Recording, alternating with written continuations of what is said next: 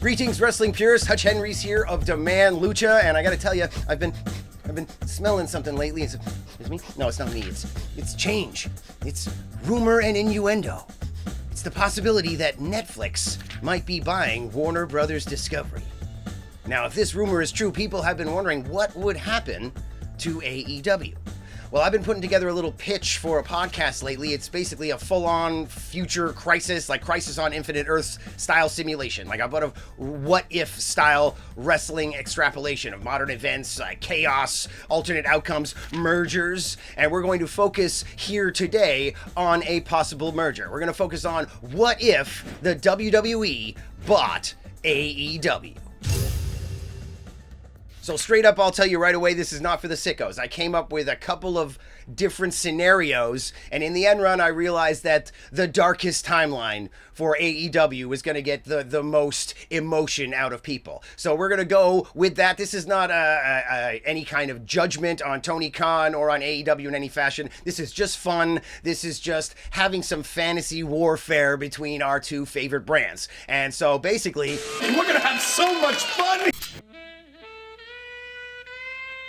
So Netflix has acquired Warner Brothers Discovery, and due to their connection with TKO Endeavor and of course WWE, they axe all AEW programming right away. So Tony Khan is out looking for a station, somebody that will carry AEW programming. Now he's had trouble with this already with ROH and other things, and this is not the AEW of 2019-2020. Chris Jericho is gone. He's a complete free agent, not connected to any company at the moment. He's lost Cody Rhodes, he's lost Jade Cargill, he's lost all his biggest names.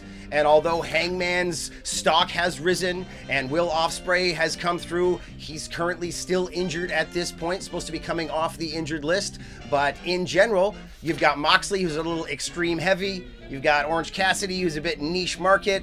You got guys like Eddie Kingston, who, as much as we all love him, is not overly aesthetically pleasing for the corporate higher-ups. So in general, Tony is having trouble getting his product on the air. And in the end run, stretched too thin between AEW, ROH, and his football commitments. I told you, this is the darkest timeline. Tony Khan collapses in spectacular Herb Abrams style, like face down in a pile of coke surrounded by hookers. He is done. And at this point, AEW's assets hit the market. Now, Chris Jericho puts together a consortium to attempt to buy AEW. The consortium was me! But TKO Endeavor is far too powerful, and they outbid them, and WWE ends up owning AEW. So the result, it's 2001 all over again. Minds are blown. WWE now owns AEW and ROH intellectual property. All of it. It's like Vince and Shane all over again. The I own WCW moment. It has arrived again in 2026. The first Raw opens up after the purchase with Michael Cole's voice. We now own AEW. The IP, the library, all of it. AEW and WWE are now one. Triple H's promo in the ring starts the show. No more forbidden doors. Only open contracts.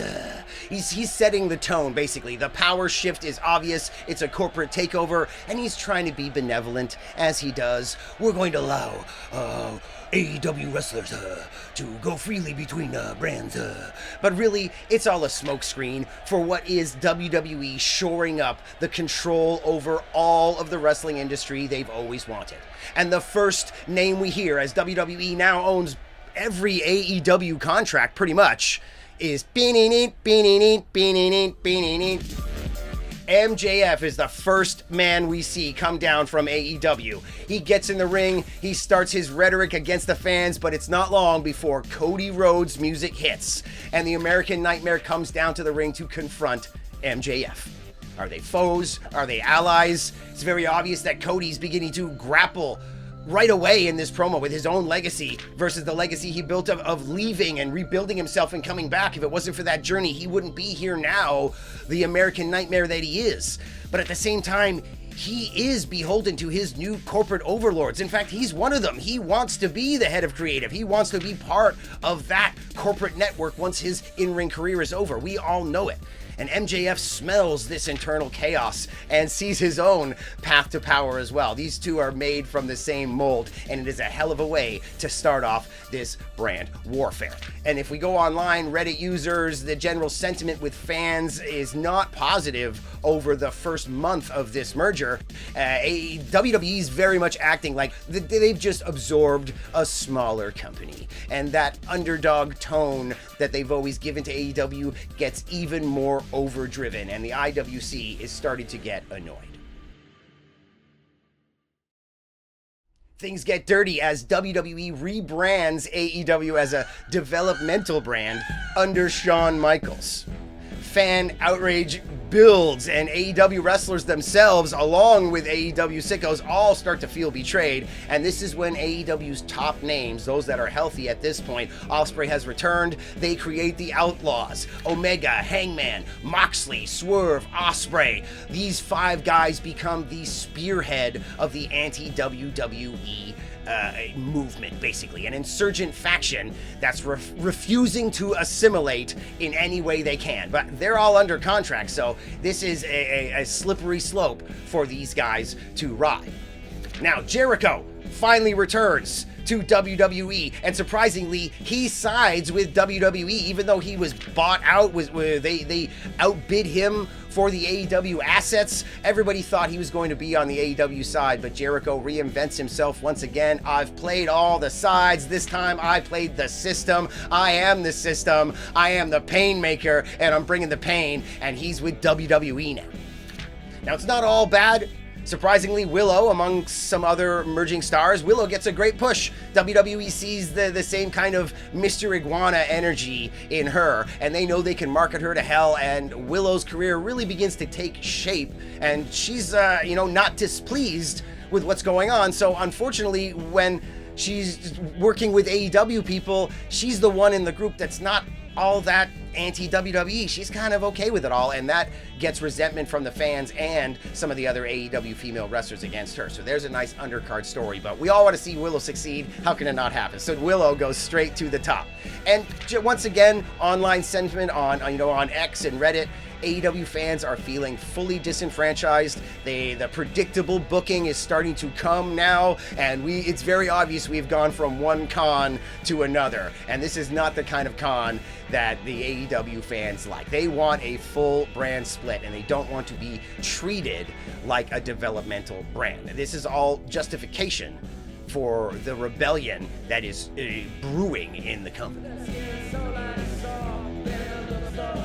As we hit month 5 and 6, Bryan Danielson has been nowhere to be seen the whole time. He's under contract, which is about to come to an end, and WWE refuses to renew his contract. He disappears. He has never been seen since the merger happened, not once on WWE programming. They don't mention him. He might get mentioned by the Outlaws and other people putting his name out there. In fact, maybe they take up the yes chant. They get that pure wrestling energy once again, and the Outlaws start the yes chant, all of them together, and bring it back. But Danielson's gone. WWE wants nothing to do with him, and more outrage builds. At the same time, with our Willow storyline, Jade Cargill is kind of a bridge between two companies, but she actually becomes the first WWE star to defect back to the AEW side. She betrays WWE and goes back to AEW, even after all they've done, honing her into the fine blade that cuts to the bone, the champion that she is, from the general green as grass mess she was when she arrived in the company. But she takes it all for granted. She goes with AEW and rebuilds her baddies, and she keeps with the heel persona, but she's no longer on the WWE side.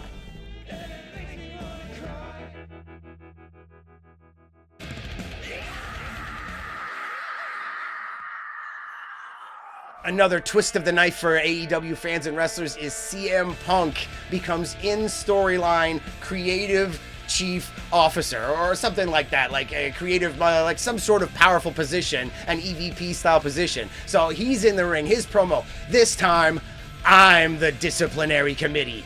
You know, it's kind of like a very meta wink to all the real life backstage stuff that's happened. And those are the guys you don't see. There's no Bucks here.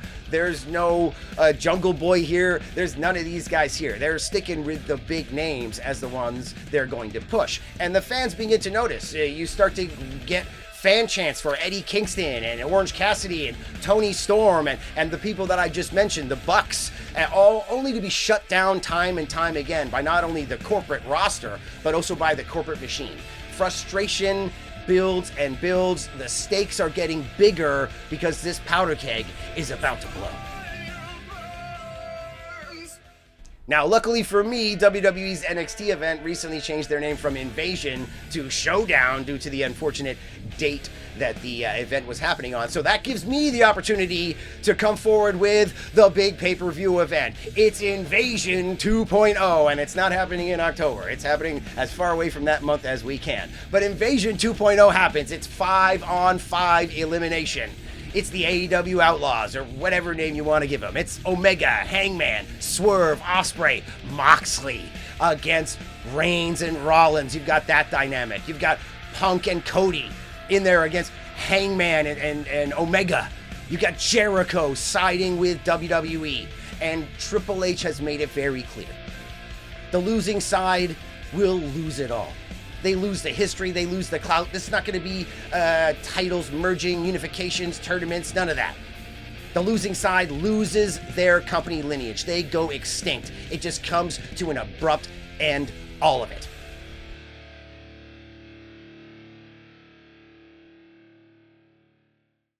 On your knees, dog. The match is blood-soaked insanity, and in the end run, WWE wins. It was never in doubt. AEW never really had a chance. But perhaps Swerve swerves everybody, joins WWE, betrays them mid-match. Perhaps Moxley, the one you would least expect, bathed in his own blood, turns on AEW, rejoins his Shield compatriots, Reigns and Rollins, who themselves have seen the light together, have gotten on the same page throughout this entire debacle. After the match, the cage is risen.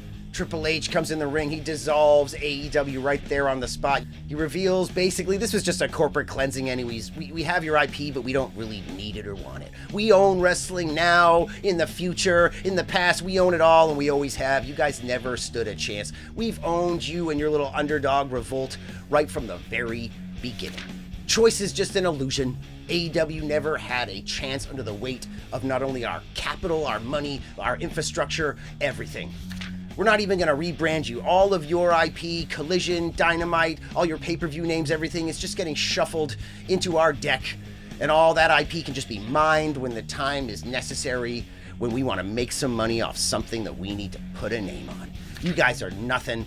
You're done. You're as low as TNA. You're as low as Evolve. You don't even exist anymore. Because that's how much disdain we have for your very existence. But that's when the Bucks arrive. And they're not the Bucks. You hear the music on the stage. When Tony Khan died, turns out he left them, in his will, a whole crap ton of money. The broke Bucks are now the rich Bucks once again. And the Jacksons have arrived. They're not the young Bucks. They're taking it very serious. And hey, let's get a little crazy. On stage with them comes... Billy Corgan comes out. There we go, Billy Corgan. He's mad about the whole national title thing, but they've had some conversations. They've smoothed it over, and now he's there with them as well. Why not? But of course, Jungle Boy, Jack Perry. We got Luchasaurus. You got Kingston, Hook. You got Samoa Joe coming out. They all start to come out on stage. All the names you haven't seen since the merger, and they are here. The invasion's not over. AEW's not dead, and with the money they have from Tony Khan, they battle back. They begin their own promotion, very ROH style. They get online internet streaming of their live events all throughout America. They're not going on corporate TV. You sign up right now, $5 a month for, Jackson Wrestling or whatever they're going to call it. And they're touring, and every night they're live streaming from different small venues all over America, and they have a hell of a roster, and they do well. And finally, the Bucks, who we all see as sniveling little sanctimonious like nothings. They become the savior of wrestling. And now, once again, instead of the corporate powerhouse AEW, it's more of a grassroots. Sure, they've got money, but it's not like it was. Now the people are behind them. It's a true version of ROH resurging and fighting back. And of course, one day, WWE will just mine them for talent as well. But it's nice to think of, isn't it? Hey, if you like the whole premise of this kind of thing, this what if type scenario, we're going to be doing a podcast like this in the future. And I'm going to be bringing on other YouTubers, podcasters, personalities, former writers for WWE. But really, I want to hear from people like you. Obviously the Billy Corgan thing. That's when you're like, hey, that's crap.